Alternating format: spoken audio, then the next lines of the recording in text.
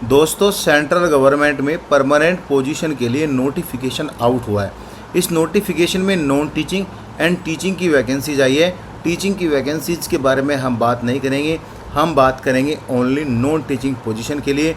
इसमें fresher category का candidate eligible है अप्लाई करने के लिए। यहाँ पे लेवल बताया गया है कि कितने पे लेवल की सैलरी आपको मिलेगी। एज ग्रुप यहाँ पे बताया गया है। एंड गाइस, जो वैकेंसीज आई है, script writer, junior stenographer, production manager and AC technician, hostel care taker and multi skill attendant, जिसको हम MTS भी बोलते हैं, ये वैकेंसीज यहाँ पे आई है। ऑलमोस्ट सभी में सिंगल वैकेंसीज है। And guys, multi skill attendant में ओनली 4 वैकेंसीज है। और यहाँ पे आप देख सकते हो इन सभी के लिए फ्रेशर कैटेगरी का कैंडिडेट एलिजिबल अप्लाई करने के लिए। ये यहाँ पे UR कैटेगरी बताया गया है कि UR कैटेगरी में कितनी वैकेंसीज है। हालांकि ऑलमोस्ट सभी वैकेंसीज UR कैटेगरी के लिए अवेलेबल है। सो गाइज, अगर आप अप्लाई करना चाहते हो तो इनके फॉर्म अभी ऑनलाइन एक्टिव है, आप अप्लाई कर सकते हैं। सो यहाँ पे लिखा है इंटरेस्टेड कैंडिडेट में submit their application in the online mode. आपको ऑनलाइन मोड से फॉर्म फिल करना, विद इन 30 डेज़ के अंदर ये फॉर्म फिल करना। आज की डेट 25 अप्रैल 2026 को ये नोटिफिकेशन आउट हुआ है। इससे आप 1 महीने के अंदर अपना फॉर्म फिल कर सकते हो।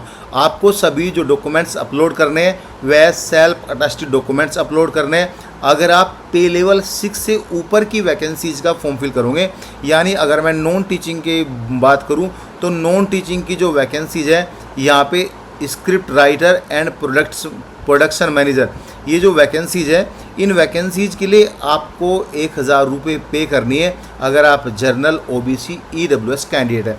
बाकी अदर के लिए जो कि पे लेवल 5 के नीचे की वैकेंसीज है, उनके लिए आपको 750 रुपये पे करनी है UR OBC और EWS के लिए।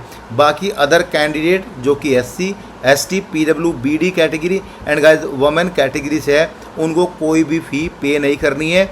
ये रहा वैकेंसीज़ की डिटेल। एंड गाइस, अब हम बात करेंगे इसके जर्नल इंस्ट्रक्शन पे, जो कि बहुत ज़्यादा इंपॉर्टेंट है ये डिस्कस करना, क्योंकि B पॉइंट में नोट में कुछ ऐसे पॉइंट दिए गए हैं जिससे आपको कन्फ्यूजन क्रिएट हुआ कि वैकेंसीज परमानेंट नहीं है, कुछ ऐसे कुछ माइंड में नेगेटिव थॉट्स आएंगे।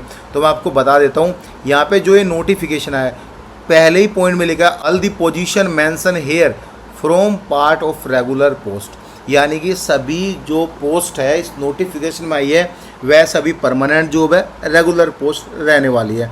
एंड गाइज, 3 नंबर पॉइंट में लिखा है appointment to the post are made on a temporary basis in the first intense on successful completion of the provisional period will be consider as a confirm. यानी देखो, central government सभी में ही provisional period होता है, तो हो सकता है 1 या 2 साल का ये बोला गया है कि टेम्परेरी है, लेकिन ऐसा कुछ नहीं है। डे 1 से आपकी परमानेंट जॉब होगी और डे 1 से ही वह सभी फैसिलिटी आपको मिलेगी जो एक सेंट्रल गवर्नमेंट के एम्प्लॉय को फैसिलिटी मिलती है। लिखा है और NITTR regular employ age relaxation will be as per staff service. Age relaxation भी मिलेगा चूँकि सेंट्रल गवर्नमेंट का नोटिफिकेशन है। यहाँ पे जनरल कंडीशन में बताया गया है, अगर आप ST SC कैटेगरी से हो, जो एज दिया गया है उसमें आप 5+ ऐड करने का, क्योंकि इनको 5 साल की छूट मिलती है। OBC कैटेगरी कैंडिडेट को 3 साल की छूट मिलती है। जो एज बताया गया है उसमें आप जो है 3 साल ऐड कर लेना। सो गाइज, ये रहा था जनरल इंस्ट्रक्शन का नोटिफिकेशन। अब हम डायरेक्टली बात करेंगे इसके क्वालिफिकेशन। ये क्वालिफिकेशन का नोटिफिकेशन है। सबसे पहले ऊपर प्रोडक्शन मैनेजर की वैकेंसीज है, तो यहाँ पे ग्रेजुएशन मांगा है, प्लस के 7 ईयर एक्सपीरियंस भी यहाँ पे मांगा है। अगर आपके पास है तो आप इसको कंसीडर कर सकते हो। नेक्स्ट जो वैकेंसीज है, AC टेक्नीशियन की UR की एक वैकेंसीज है, पे लेवल 5 की सैलरी मिलेगी।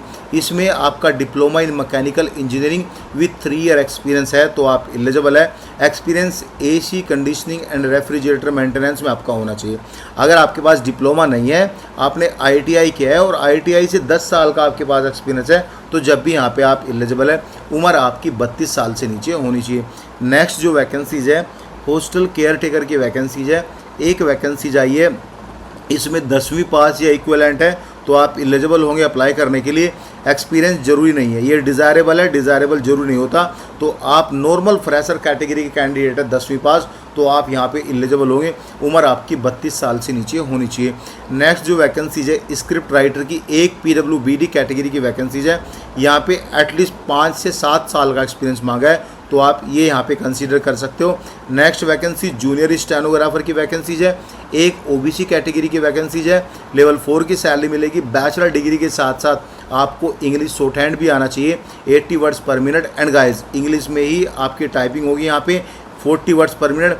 हिंदी वाले जो कैंडिडेट हैं उनको यहाँ पे दोनों में करनी है, हिंदी इंग्लिश दोनों में टाइपिंग करनी है, लेकिन शॉर्ट हैंड यहाँ पे आई थिंक इंग्लिश में होने जरूरी है। वर्किंग नॉलेज, आपका वर्किंग एक्सपीरियंस होना जरूरी है। 2 ईयर का experience in an office educational institute में है तो आप एलिजिबल है अप्लाई करने के। डिजायरेबल जरूर नहीं होता, उम्र आपकी 32 साल से नीचे होनी चाहिए। मल्टी स्किल अटेंडेंट के बारे में बात करेंगे, टोटल 4 वैकेंसीज आई है, वो यहाँ पे आप देख सकते हो। इसमें क्वालिफिकेशन 10वीं पास है तो आप एलिजिबल होंगे। 1 साल का एक्सपीरियंस किसी भी गवर्नमेंट ऑफिस और लेबोरेटरी और एकेडमी ऑर्गेनाइजेशन में आपने किया है तो आप एलिजिबल होंगे अप्लाई करने के लिए। इसमें आपकी उम्र 32 साल से नीचे होनी चाहिए। ये रही वैकेंसीज़ की डिटेल एंड गाइज इनके क्वालिफिकेशन की डिटेल। कुछ भी डाउट अगर आपको होता है तो आप कमेंट कर सकते हो। Thank you so much guys.